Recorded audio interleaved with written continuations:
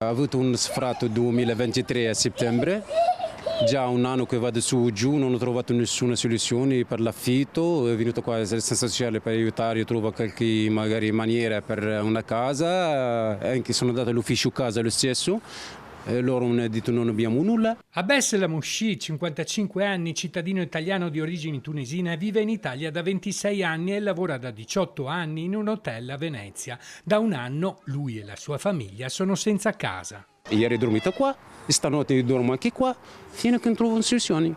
Abbes ha deciso di accamparsi con la famiglia appena rientrata dalla Tunisia davanti alla sede dei servizi sociali in viale Vittorio Veneto a Treviso. Qui hanno passato la notte stesi a terra vicino all'ingresso della sede comunale per protestare e cercare una soluzione abitativa. Una situazione difficile per la moglie gravemente malata e i suoi 4 figli minorenni di 2, 6, 16 e 17 anni, tutti nati e cresciuti in Italia, che ora dovrebbero ricominciare ad andare a scuola. Mi arrangio, io dormo anche sotto il ponte, però con la famiglia, con le bambine 2 anni e mezzo e l'altra 6 anni, un po' di...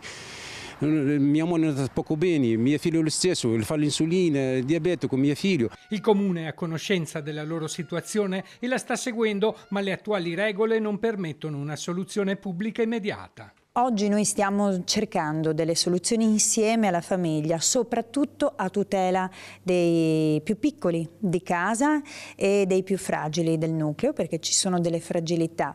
Però sono soluzioni che dobbiamo condividere all'interno delle regole che l'ente pubblico deve applicare e delle risorse che oggi abbiamo, ma anche delle risorse che la famiglia ha. E quindi abbiamo degli strumenti, degli ingredienti con cui poter lavorare. Certo, la famiglia deve accettare il nostro aiuto. Ad Abbes Lamouchi rimane da fare solo un appello disperato. Se qualche persona di cuore che mi dà la mano, che aiutarmi, che mi trova una casa per l'affitto, se qualche persona del cuore che mi dà la mano.